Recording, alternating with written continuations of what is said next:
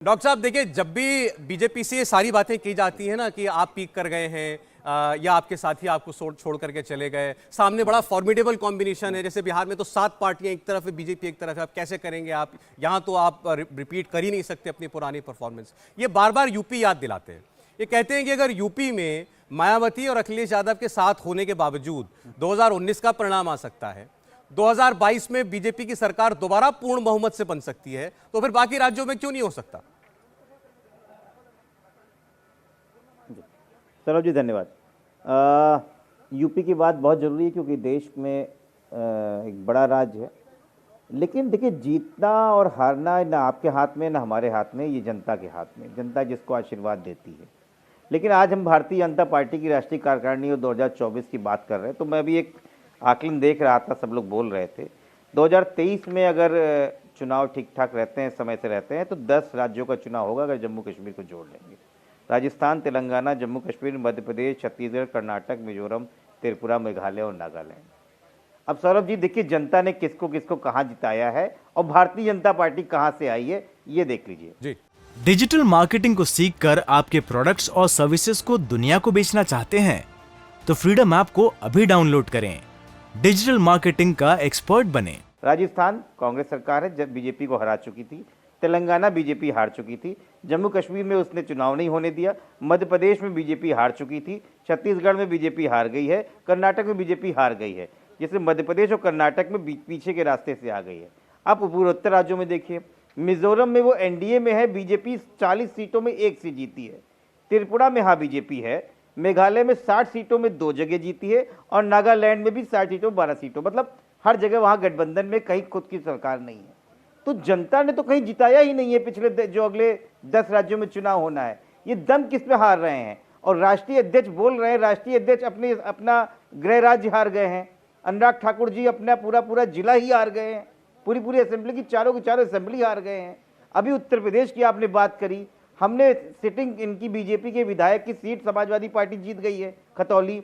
मैनपुरी में हमने इनकी हालत खराब कर दी है। रामपुर में क्या हुआ पूरे देश ने देखा है। तो देखिए, दम भरना बीजेपी की पुरानी आदत है। पब्लिक इवेंट की तरीके से प्रोग्राम करते हैं। 500 मीटर की यात्रा कर रहे हैं। मतलब आज रोड पे जब पूरी कांग्रेस आ गई है, विपक्ष आ गया है, तो प्रधानमंत्री जी रोड पे आके दिखा रहे हैं कि क्या है ये। एक सूडो एक माहौल बनाना है, जिसको कहते हैं ना कि इवेंट बनाना है कि वो मरी हुई बीजेपी है उसको उठाया जाए। लेकिन स्थितियां बहुत खराब हैं। विपक्ष तैयार है और देश की जनता पूछ रही है, जब आपको हम नहीं जिता रहे हैं तो आप पीछे के रास्ते में कैसे जीतते हैं? इसके लिए तैयारी आप कह रहे हैं गुब्बारा फटा हुआ है, हवा भरे जा रहे हैं। समाजवादी पार्टी उसी की बड़ी तैयारी में है। हाँ बिल्कुल। अच्छा। सिर्फ हवा भर रहे हैं क्योंकि अब कार्यकर्ता भी तैयार नहीं है ना कि कितनी बार हारेंगे। ठीक है, अलग अलग तरीके से रास्ते में कब तक जवाब दे रहे हैं आपको जयवीर जी। कर्नाटका में क्या हुआ, कब तक आप दूसरों को, ठीक है जयवीर, कब तक वो तोड़ के लाते रहेंगे, दूसरों को लाके मुख्यमंत्री बनाते रहेंगे? मुझे सौरभ जी, क्योंकि आवाज यहाँ शोर है, मैं जानना चाहूंगा ये जो वक्ता मेरे से पहले बोल रहे थे किस पार्टी के हैं? समाजवादी पार्टी से डॉक्टर आशुतोष वर्मा है जी। देखिए, पहले तो मुझे लगता है कि जल्दबाजी में मैं शायद इन्होंने कहा रामपुर में क्या हाल हुआ। जहां तक मेरी सूची है, रामपुर का उपचुनाव तो भारतीय जनता पार्टी ही जीती नहीं, है। समाजवादी पार्टी आरोप लगाती है कि वहां पर आपने वोट ही नहीं डलने दिया, इसीलिए जीत गए।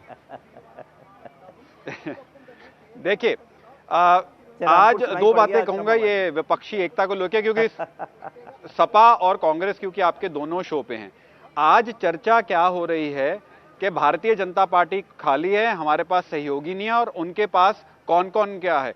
आज चाहे कांग्रेस हो या सपा हो, पहले तो कांग्रेस और सपा में जो कभी 2 नौजवान लड़के थे, आज उनमें दरार आ गई है। आज वो एक दूसरे को लाइबिलिटी समझते हैं। कांग्रेस सपा को कह रही है आपकी राष्ट्रीय विचारधारा नहीं है, सपा कांग्रेस को कह रही है भाजपा की बी टीम है। तो ये क्या दिखाता है कि विपक्ष में एकजुटता ही नहीं है। दूसरी बात, जहां उत्तर प्रदेश में आज दूसरी बार सरकार आई है, इस चुनाव में कांग्रेस की 98% जमानत जब्त हुई है।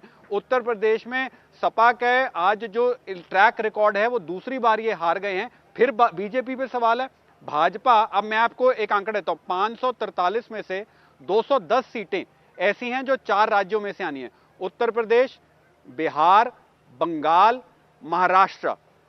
अब ये सीटों में से कितनों राज्यों में सपा है, कितने राज्यों में कांग्रेस पार्टी है, कांग्रेस का आज अस्तित्व है वो किसी और दल की स्टपनी है, भाजपा का अस्तित्व है वो अपने दम पे चुनाव लड़ती है और अपने दम पे जीत के देखिए दिखाएगी। जयवीर जी, अभी विपक्ष को इस बात से मतलब नहीं है कि कौन सी पार्टी इनमें से कितनी सीटें जीतती है, इन्हें इस बात से मतलब है कि आप कितनी सीटें हारते हैं।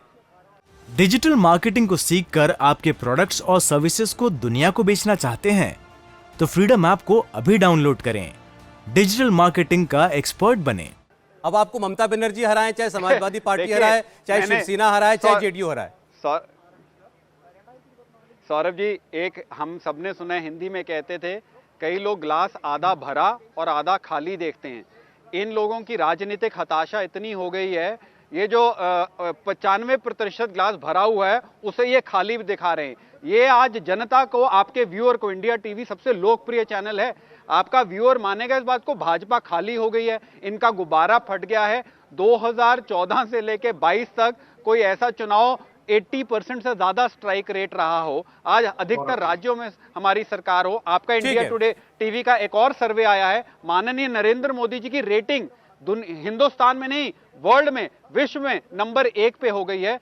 जुलाई 2022 में इंडिया टीवी ने एक और सर्वे किया था, जहां देखिए दिखाया इन्होंने कि बार-बार वो NDA राज्य जो गिनाए, 362 वो बड़े है, राज्य दिसंबर में हैं, जो 362 मध्य प्रदेश हुआ, कर्नाटक हुआ, महाराष्ट्र हुआ, जहां आप चुनाव हारे, लेकिन फिर भी आपने सरकार बना ली। आज वहां आपका मुख्यमंत्री, उप मुख्यमंत्री दिखाई देता है, लेकिन वो कह रहे हैं कि जनता ने तो आपको मैंडेट नहीं दिया था, इसीलिए वो ये बात कह रहे हैं कि अंदर से उतना दम नहीं है जितना दिखाया जाता है। इंडिया टीवी हर वक्त हर जगह डाउनलोड करने के लिए सर्च करें India TV news Google play store या ऐप स्टोर पर।